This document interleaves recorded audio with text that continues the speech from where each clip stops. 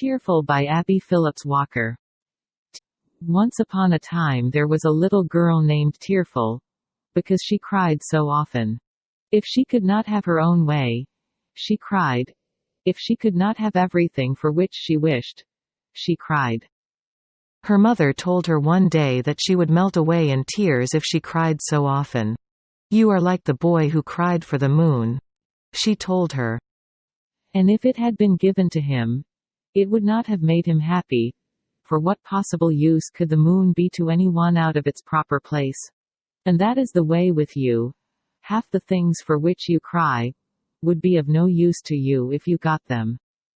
Tearful did not take warning or heed her mother's words of wisdom, and kept on crying just the same. One morning she was crying as she walked along to school, because she wanted to stay at home, when she noticed a frog hopping along beside her.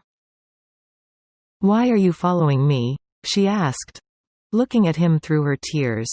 "Because you will soon form a pond around you with your tears," replied the frog, "and I have always wanted a pond all to myself."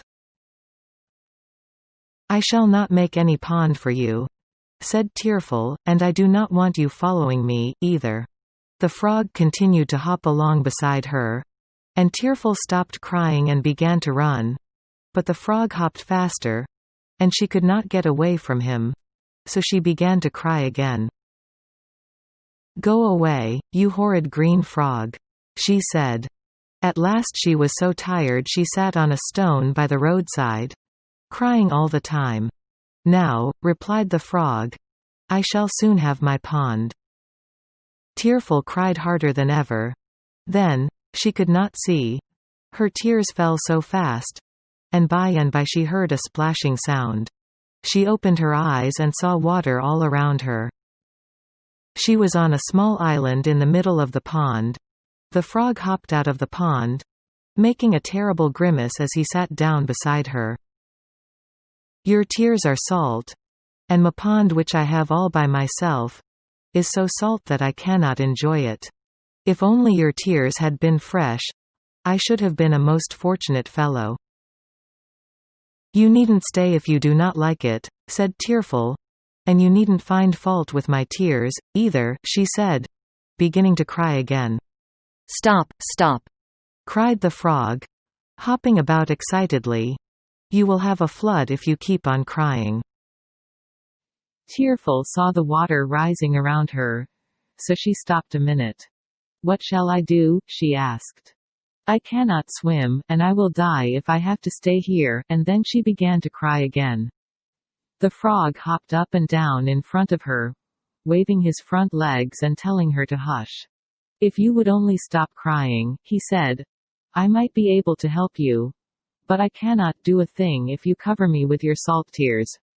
Tearful listened, and promised she would not cry if he would get her away from the island. "There is only one way that I know of," said the frog. "You must smile, that will dry the pond and we can escape." "But I do not feel like smiling," said Tearful, and her eyes filled with tears again. "Look out," said the frog.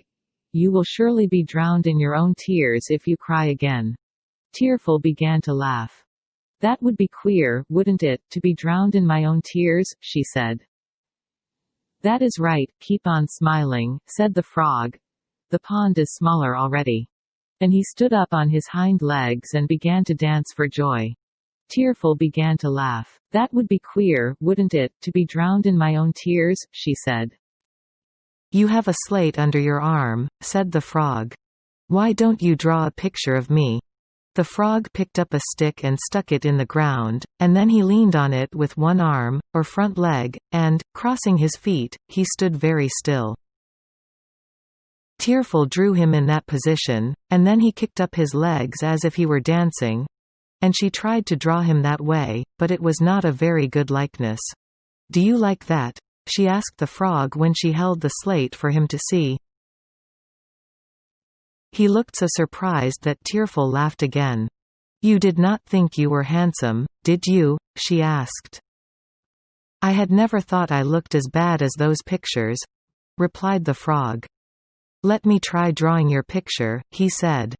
"Now look pleasant," he said, as he seated himself in front of Tearful, "and do smile." Tearful did as he requested, and in a few minutes he handed her the slate. "Where is my nose?" asked Tearful, laughing. "Oh, I forgot the nose," said the frog. "But don't you think your eyes are nice and large? And your mouth, too?" "They are certainly big in this picture," said Tearful. "I hope I do not look just like that." "I do not think either of us are artists," replied the frog. Tearful looked around her.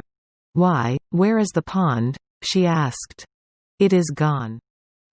"I thought it would dry up if you would only smile," said the frog, "and I think both of us have learned a lesson. I shall never again wish for a pond of my own. I should be lonely without my companions, and then—it might be salt, just as this one was.